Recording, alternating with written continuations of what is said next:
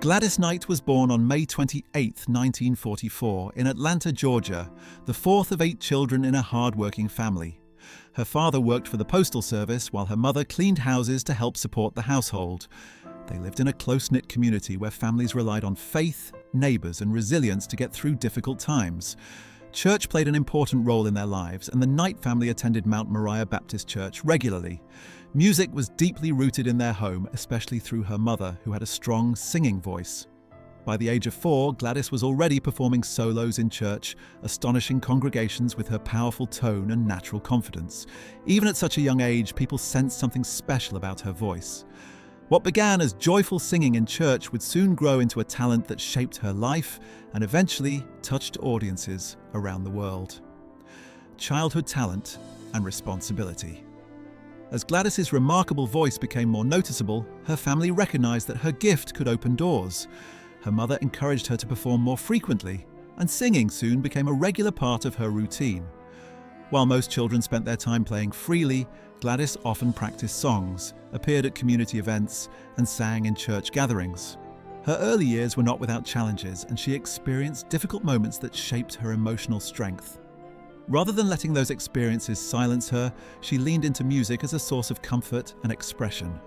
Singing gave her confidence and allowed her to channel her feelings into something meaningful. Over time, it became clear that her voice carried not only beauty, but also depth and emotion. First taste of fame. At just 7 years old, Gladys achieved national attention when she appeared on the famous television program The Original Amateur Hour, hosted by Ted Mack. Her powerful performance captured the audience's hearts and earned her first place in the competition. The prize money, about $2,000, was a significant amount for her family at the time, and showed how her talent could make a real difference in their lives. The victory also introduced her to the world of professional entertainment. After that moment, more invitations to perform began to arrive. Local churches, community halls, and small venues welcomed the young singer with enthusiasm. While the attention was exciting, it also meant that Gladys's life began to revolve around rehearsals and performances. Forming the Pips. In 1952, Gladys joined her brother Merrill and cousins William and Eleanor to form a singing group that would later become famous as Gladys Knight and the Pips. The group's name was inspired by their cousin, James Pip Woods.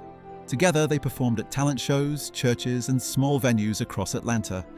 These early performances helped the group build confidence and stage experience, even though success did not come immediately.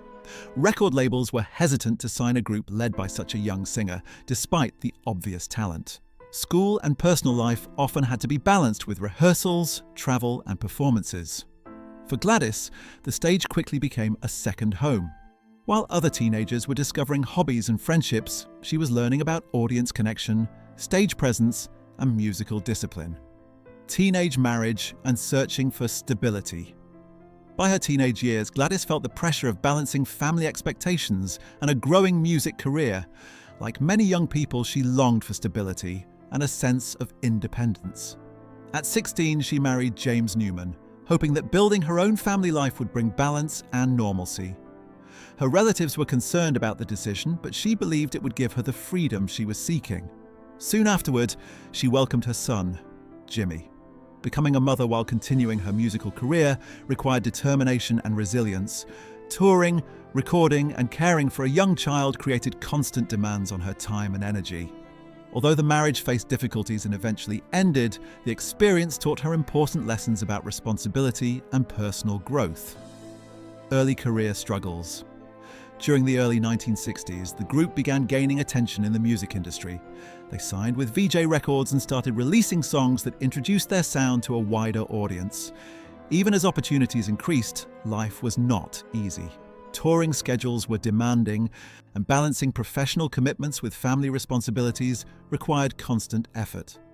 Gladys often found herself working long hours, traveling between cities and performing night after night.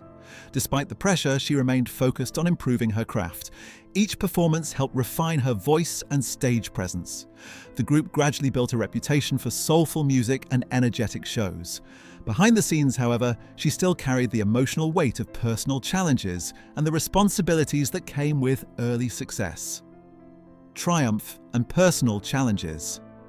As the group's popularity grew, their music began reaching wider audiences. Songs about love, hope, and perseverance resonated with listeners across the country. While the public saw success and celebration, Gladys's personal life continued to present challenges. Relationships were not always easy, and some of her marriages eventually ended. At the same time, she faced the emotional difficulty of supporting family members through their own struggles. Through all of this, music remained a constant source of strength. Performing allowed her to transform complex emotions into powerful songs that connected with people everywhere. Fans often felt that her voice carried genuine feeling and authenticity. Family and career dynamics. Working closely with family members brought both rewards and challenges. Performing as a group meant sharing success, but also navigating differences in opinions, expectations, and financial decisions. As Gladys Knight and the Pips gained international recognition, the pressure of fame sometimes created tension within the group. Disagreements about management, direction, and responsibilities occasionally strained relationships. Despite these difficulties, the group continued producing memorable music and delivering performances that thrilled audiences.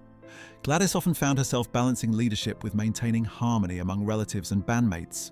The experience taught her valuable lessons about teamwork, communication, and perseverance. Forgiveness and reflection. In later years, Gladys began speaking openly about the importance of forgiveness and personal healing. Through faith, reflection, and professional guidance, she worked to understand the events that shaped her life. Rather than allowing past difficulties to define her entirely, she chose to focus on growth and gratitude. Looking back over decades in the music industry, she recognized both the triumphs and the lessons that came with them. By sharing her experiences, she hoped to encourage others facing challenges of their own. Even in her 80s, she continues to perform with passion and sincerity. Her voice remains powerful, carrying the wisdom of a lifetime of experiences. Legacy and enduring influence. Today, Gladys Knight is widely celebrated as one of the greatest voices in soul and R&B music.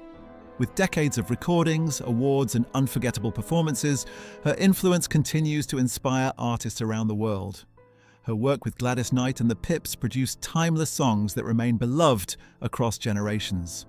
Beyond the music, her life story reflects perseverance, faith, and dedication to her craft. Even after many years in the spotlight, she still approaches singing with enthusiasm and gratitude. For her, music is not simply a profession, it is a lifelong calling. Through every stage of her journey, she has shown that passion and determination can create a lasting impact. Her legacy stands as a powerful example of how talent and resilience can shape history.